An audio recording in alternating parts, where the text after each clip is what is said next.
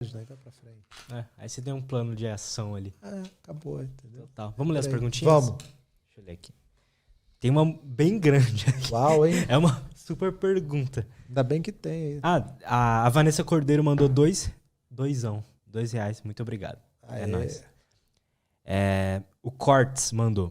Kleber, normalmente as empresas tentam estimular a produtividade dos funcionários deixando cargos e níveis em evidência.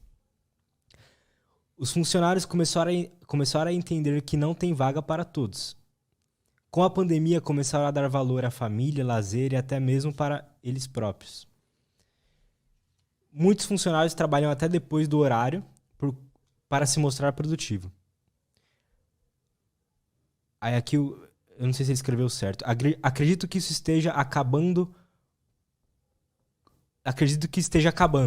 Como as grandes empresas poderão estimular esses colaboradores a dar seu sangue à empresa? Quais são as ferramentas, além de um cargo ou salário alto, né, que não vai ser entregue a todos? Ele colocou. Eu acho que cada um se motiva por coisas diferentes, né? Tem gente que se motiva pelo ambiente, tem gente que se motiva pela flexibilidade, pela autonomia. Nem todo mundo se motiva pelo próximo cargo. Eu acho que aqui a gente também tem que colocar em perspectiva. Talvez a ambição dele seja falar, cara, eu vou... E da maioria, talvez, porque tem o dinheiro envolvido ali e tal, da maioria. Mas tem muito mais coisa para motivar a galera do que falar que é só aquele cargo, só lá que é um lugar feliz, né? Então, eu acho que tem o ambiente de trabalho bacana. Eu acho que a gente tem os valores, a cultura forte, a flexibilidade. A gente vai entrar no modelo híbrido. Eu acho que o modelo híbrido vai ser um modelo bacana, onde você vai ter dias para trabalhar coletivamente, usar a criatividade, todo mundo no escritório, e dias onde você vai ter aquele trabalho mais analítico, que exige montagem de um relatório, muita coleta de dados, algumas pesquisas, onde ficar num ambiente isolado vai ser melhor. Então, acho que enxergar isso e falar, cara, eu vou ter os dois mundos. Para mim está sendo super estimulante ver isso já, e eu espero que todo mundo, e que ele veja que esse modelo de ter a flexibilidade de um dia você vai poder ficar concentrado no relatório, em coleta de dados, em desenvolver seu trabalho, e outros dias você vai poder trabalhar cooperando, usando a criatividade, trabalhando em grupo. Você vai ter as duas coisas. A gente foi de um extremo para o outro e agora a gente vai ter os dois mundos. Então, assim, tudo isso que a galera se estimulou a trabalhar mais e tal, você vai ter os dois mundos. Total. Acho que teve muito medo por conta de cultura de empresa, se eu não estiver conectado o tempo todo, eu não estou trabalhando na pandemia, porque meu chefe não me vê mais no escritório. Então, teve muito isso. Ganhos de produtividade com a ferramenta estão só começando. Para mim, estão só começando. Todas essas ferramentas, ninguém usava. Teams, Zoom, isso não existia. Para mim, está só começando os ganhos de produtividade. Cara, eu nunca trabalhei em empresa grande. Tá? A galera não usava... não fazia reunião online? As multinacionais, por sua característica de ter operações descentralizadas, já tinham muito conf call, que a gente chamava. Era uma conferência por telefone, tinha uma estrela no meio da mesa, assim, que era o telefone, e aí ficava gente numa sala de reunião aqui, gente numa sala de reunião em outro lugar do mundo. Existia muito isso das teleconferências, né? E às vezes você tinha salas inteiras com videoconferências, e tinha que todo mundo para uma sala aqui, uma sala na Espanha, uma sala na China. Isso acontecia, já acontecia, mas era muito caro. Isso virou virtualmente de graça, botou todo mundo conectado o tempo todo. O Google Meet já existia há um tempo, né? Mas a gente não usava, né? Então, esse ganho de produtividade é fantástico. Você liga, bota todo mundo ali para resolver algum assunto naquela hora, independente se está no Brasil ou nos Estados Unidos, onde está. Eu não sabia como funcionava, porque eu passei pouco tempo trabalhando em empresa assim, o resto foi como freelancer e tal. E eu sempre fazia reunião online e pra mim era normal. Não era muito normal, não. As que são locais, então, não existia. Era todo mundo pra sala, todo mundo pra mesa, todo mundo pra sala, todo mundo... Olhar isso parece outro século, né? Mas era assim, reunião na sala, ia todo mundo pra sala. Aí sai da sala, vai pra mesa. Aí reunião, vai pra sala, volta pra mesa. Era essa dinâmica nos escritórios, né? Mas era full time, assim, né? Então... A pandemia evoluiu um pouco a tecnologia, pelo menos para as empresas, né? O que você acha? Eu acho que a adoção da tecnologia seria o mais correto dizer aqui, que a adoção aconteceu muito mais rápido. Talvez a gente tenha antecipado uma década em adoção de algumas tecnologias. Verdade. Né? Então a gente trouxe para agora muita coisa que já existia, mas que a adoção demora mesmo, natural. Você começar a usar com o celular foi assim, com a televisão foi assim, do rádio para a televisão foi assim, da televisão para o celular foi assim. E como a gente foi todo mundo para dentro de casa, foi forçado a usar essas ferramentas que já estavam prontas. Né?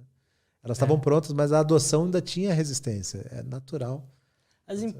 As grandes empresas, assim, elas sofreram com os funcionários e todo mundo trabalhar de casa? Como é que foi isso, na sua visão, assim? Tem todos os casos. Tem, né? Todos os casos. Todos os casos. Acho que umas sofreram mais, outras menos. Umas estavam mais preparadas, por exemplo, umas já tinham o software instalado nos seus computadores. Então foi tipo, amanhã você trabalha de casa. Outras tiveram verdadeiras operações de guerra. As pessoas tinham desktop. Como é que eu boto esse cara para trabalhar em casa?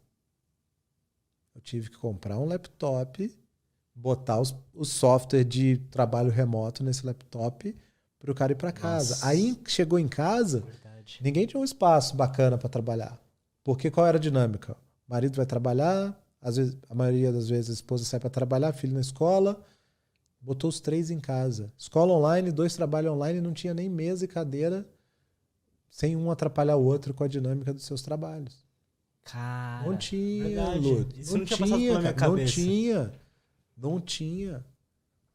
Cadeira confortável para passar, você tinha, mas a maioria não. Aí as empresas fizeram, pega a cadeira do escritório, leva para sua casa e tal. Todo mundo foi tentando se ajudar, Nossa. Se acomodar, entendeu? Deve ter sido uma loucura. Internet, todo mundo teve que melhorar a internet de casa. É mesmo. Um boom, todo mundo. Não conseguia ficar estável. Era uma internet que usava um pouquinho à noite. Passou a usar o dia inteiro, todo mundo junto. Então, cara, deve ter sido uma loucura essa época, né? Você que gerencia equipes aí grandes. Foi uma loucura.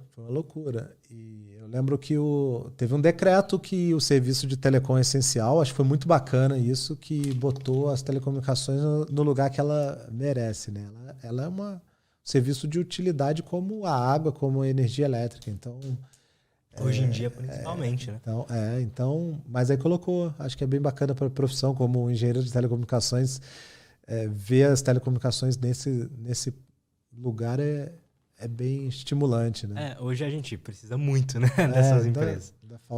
Dá falta muita coisa para fazer, não só no Brasil, o mundo inteiro precisa conectar muita coisa. Eu diria que a gente está só no começo, estamos no começo de inteligência artificial, realidade aumentada, 5G nem começou, metaverso que todo mundo está falando agora, as NFTs que são esses títulos de propriedade virtuais. Está só começando uma coisa que a gente, sabe, nem imagina onde vai parar. É verdade. Imagina. É verdade. Então, assim, muito estimulante para quem, de novo, voltando na carreira, quem tiver a fim de mergulhar nessa área digital, seja na parte de produção, igual a produção de um podcast aqui, seja desenvolvendo para empresas de software. Acho que esse caminho aqui, empregos que os robôs tiram vão ser criados na outra ponta com a tecnologia, talvez em maior escala até. Total. É que eu não consigo olhar para o YouTube como empreendedorismo, sabe? Mas é porque não é muito. A gente faz uma produção de vídeo, né? Então vamos tirar o glamour das coisas para você ver como é que o que é empreender. Empreender não é abrir uma empresa. Empreender é tirar qualquer coisa do papel. Para mim é tirar qualquer coisa do papel. Seja na sua vida, seja na empresa que você trabalha. Então a atitude empreendedora é muito mais importante do que o empreendedorismo para mim. Então para você, olha só que bacana que você montou aqui. Deu um trabalho, teve dia, teve projeto, teve planejamento. Tudo que você transforma passou por um empreendimento, né? Quando você fala um empreendimento, você fala, cara, nasceu um prédio, aquele empreendimento ali comercial. Então você empreendeu na hora que você coloca essa mesa, o microfone, todos os equipamentos, você empreendeu. Entendeu? Você pode falar assim, tá bom, não é minha fonte de renda. É diferente, não é minha fonte de renda. Legal. Mas você empreendeu fazendo isso. A gente tem que separar a questão do empreender com a renda. É transformar. Para mim, tirando o glamour, é transformar uma ideia em realidade.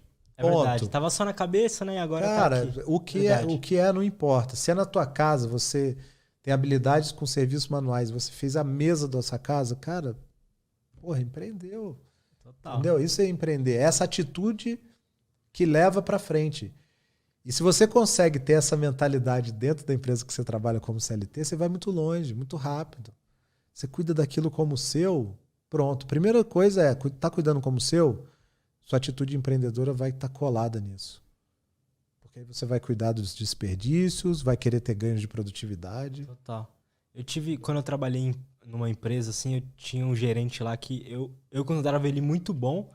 E eu percebi que ele tinha exatamente isso. Ele levava a empresa como se fosse dele, assim. Não tem outro caminho. Como se fosse dele. Para mim não tem outro jeito. Não tem outro jeito. Para mim é isso que faz a diferença.